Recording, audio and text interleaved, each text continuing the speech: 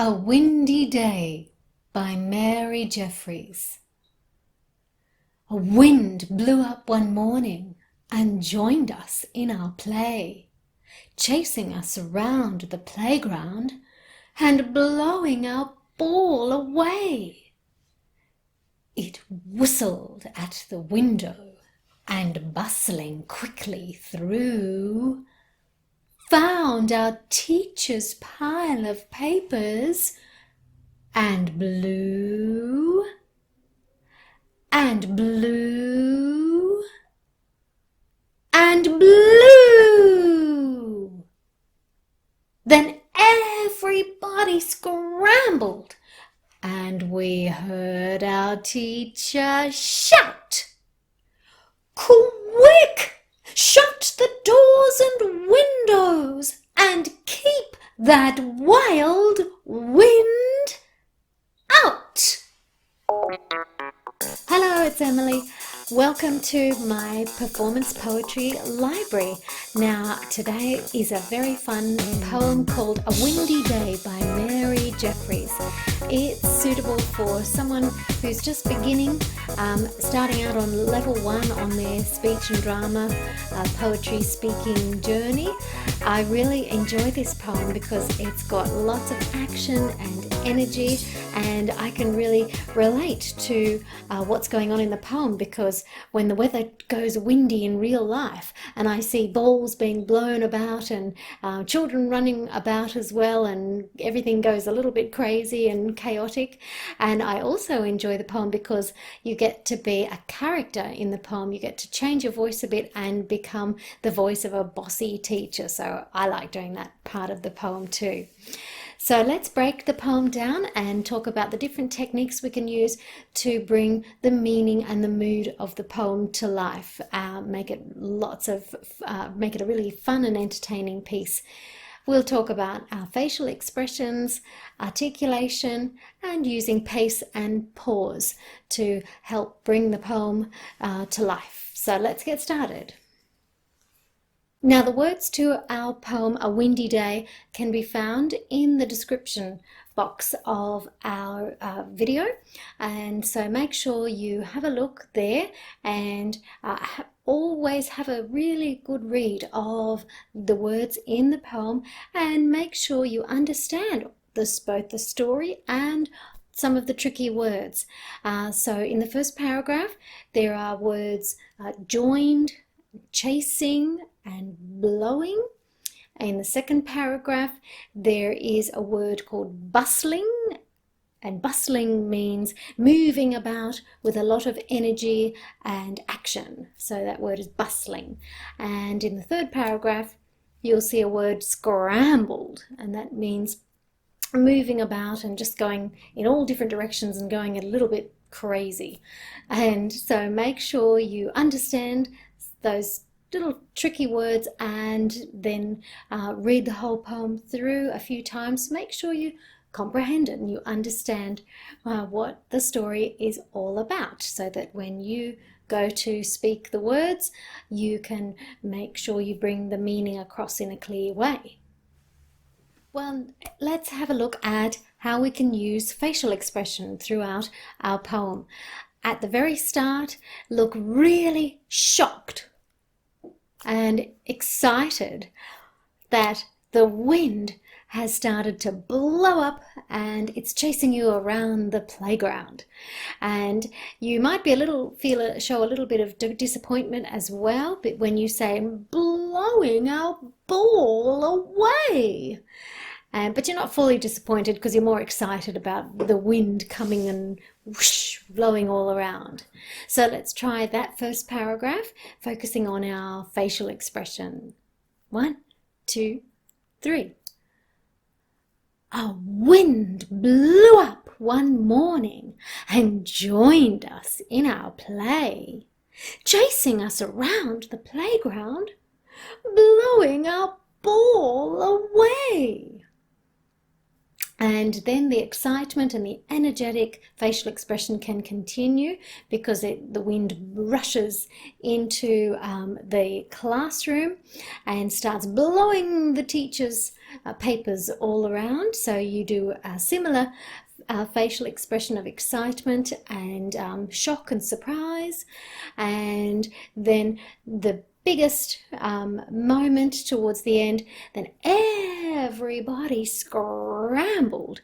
And so look left and look right and look all around to imagine everyone just going crazy. That word scrambled just means running everywhere in all different directions.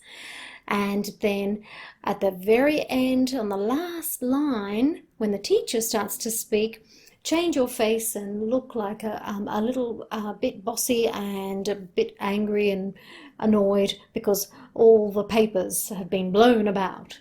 So let's just try that final paragraph. And then everybody scrambled, and we heard our teacher shout, "Quick! Shut the doors and windows and keep that wild wind out." So practice all those lovely different facial expressions and ways you're moving your eyes about throughout the poem, and that'll make the poem look really good. Now let's focus on using good, clear articulation, which is the correct forming of speech sounds throughout the poem A Windy Day. Now there's a lot of words in our poem that end in D. So when you are saying a word like joined or playground, make your D sound come out clear like a little strong sound, and the air is coming out strong through your tongue and teeth and lips, and so the line, that whole line of the poem says, "and joined us in our play, chasing us around the playground." And then the next line talks about blowing and away. And so those vowel sounds, a vowel, remember, is A-E-I-O-U. And so the O sound in blowing and the A sound in away. Really open jaw wide and make the sounds come out clear. Blowing our ball away.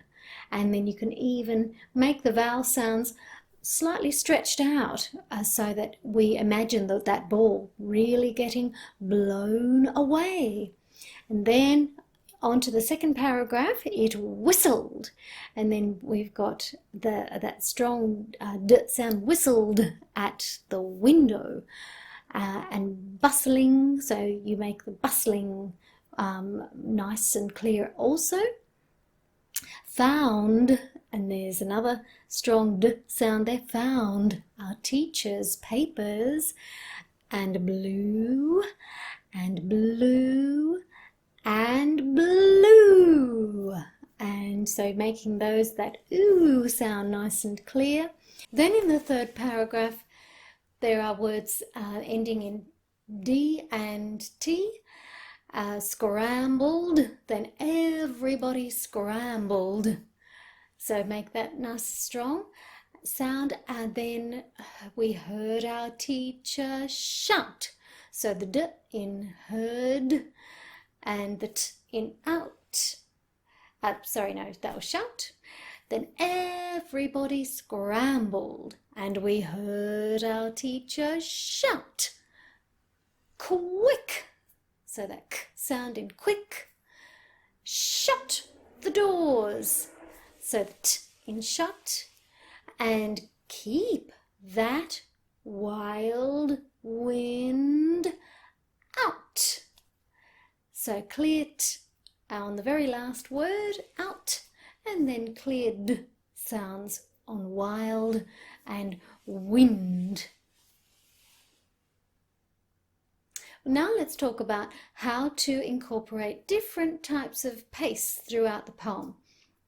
And there are lots of action words in the poem, verbs, so lots of doing things. chasing, blowing. And so use a really strong, fast pace on words like that.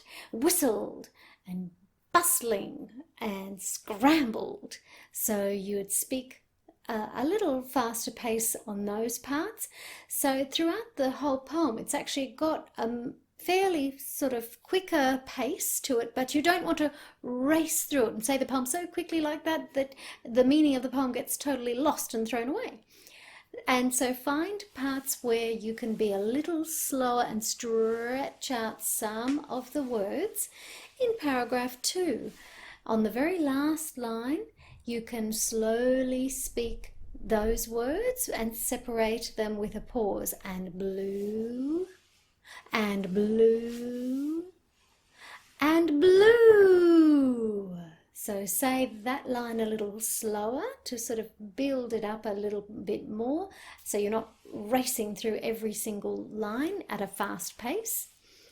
And then when you say everybody scrambled, that can be just a little slower and stretched out too, because the next line goes on to talk about something a little bit more exciting, because the teacher is shouting and we heard our teacher shout. So you can then speed up a little bit there. So find little variety throughout the poem of different types of pace. Now pause is closely connected with pace. So pause always after you've announced the title and the author of the poem at the very beginning. For example, A Windy Day by Mary Jeffries. A wind blew up one morning, and then the rest of the poem goes on. So you can really make that lovely pause at the beginning so it sort of jumps into the action of the poem at the first line. A wind, and it sort of surprises the audience almost. You make them want to sit up and get a little shock at the start of the poem. Pause between every paragraph so that it clearly separates the 3 clear sections, because there's 3 main chunks and 3 new ideas that are introduced as the poem goes along. And pause before the teacher voice comes in so that the audience kind of gets a little bit ready and gets prepared for what the teacher is going to say. And we heard our teacher shout, "Quick! Shut the doors and windows and keep that wild wind out." Now, to help you with your pauses as you practice through the poem, we're going to say parts of the poem through, and I'm going to just hold up 2 fingers to show where you need to have a little wait and then keep going with the poem, because sometimes, especially with a really energetic poem like this one, you can just tend to race through it and say the words all really quickly and not allow yourself those little short pauses that are needed throughout the words. So the line of the poem we'll say is after the words say, and blue, and blue, and blue. And I'll just do that little 2 finger symbol to help you pause in those sections. Okay, you ready? So the line of the poem just before it is found our teacher's pile of papers. So I'll say that line and then we'll go into the next line with the pauses. Are you ready? Found our teacher's pile of papers, and blue, and blue, and blue. Good job. And then of course there's a pause on the 3rd, blue, because it's a pause, the end of the paragraph, and you pause between each paragraph. And so just to show that, On the last line of paragraph 1, up in the first section, it says, blowing our ball away. And then I'll hold up a 2-second pause there as well, and that will allow you to just wait there before you go into the new paragraph, the second paragraph. Ready? Let's try that with you. Ready? Blowing our ball away. It whistled at the window, and bustling quickly through, found our teacher's pile of papers, and blew, and blew, and blew. And you can hold up 2 fingers as well, just to allow yourself time to pause. And then when you actually speak aloud the poem and perform it, you don't have to hold up the 2 fingers as you're saying it in front of an audience. That's just for yourself to do during practice. Well, have fun learning A Windy Day by Mary Jeffries. Don't forget to subscribe to my channel so you can keep up to date with all the new and fun poems that you can learn on this channel. See you soon!